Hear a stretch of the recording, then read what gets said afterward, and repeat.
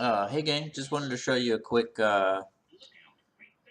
tips for using the Malcolm rig. It's a free rig online through Anim School. Um, by default, the rig looks like this, and there's like a whole mess of controls all over the guy. There's all sorts of fun things you can do with stretching and twisting, and there's multiple hip controls. There's a lot of stuff. Um, just in general, if you're working on something simple like the locomotion transition thing, if you're not worried about body, you don't need all these controls, and it's easy to make mistakes like grab the wrong foot control and move it on accident as you're working. Bam. So that guy's called a gimbal. That's primarily designed to like help with when you make mistakes. They do talk about it if you watch the how-to videos on how to use Norman. But what they don't say is just do kind of what I recommend doing is hit. There's buttons for visibility here, so you can hit most, which hides some of the controls, and then there's basic, which hides even more of the controls, but there's still, for example, both foot controls, which sometimes can get people in trouble.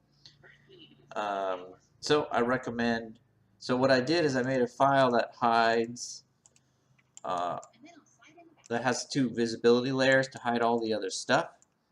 In this file, I uploaded it. I've also gone in and removed all the meshes. So the file size, so like that's the Malcolm you download, and you'll see it's 200 megabytes. So that can kind of take a while to load, and sometimes it can slow down your My file and all that. So in the basic one I've uploaded, I set it up like you see it, and I removed all the meshes. So you don't have a lot of cool options, but you can much more easily work with the rig. So in general, whenever you're working on, like before you start an anim, you kind of got to think, okay, what is this rig? How does this rig work? What's it going to do for me, and how's it going to break? So those are always questions I ask myself before I work on an animation. You know, do I put the hands in IK or FK? In general, if you're not sure, go with the setup in this file where we've got all FK hands, because most animations work better this way. IK feet, because usually the guys are standing. The only time you'd want to go FK feet is when the guy's like falling through the air or something crazy. And then I put the face controls, the simple ones, on their own layer. So like there's still stuff here if you want to blink, do all that magic. But when you're just working on body movements and walks and stuff, and you want to focus, don't you want to keep your scene simple so you don't accidentally break stuff.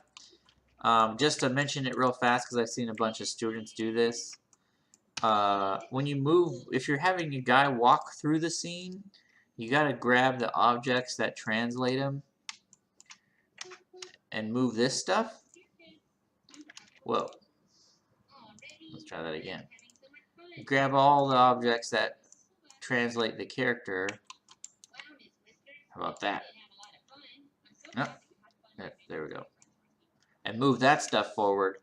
Because if you move this, you end up having a lot of problems with fixing curves and all that. So like if you want him to lean against a wall, instead of like moving the guy and kind of positioning him, you want to just grab the hip, move him back this way, and lean him this way. So I would generally be real careful about, don't move the base unless it's absolutely necessary, or as like a final last stage of your animation. Sometimes you can put in some cheats by moving the base, but in general you want to kind of leave that alone.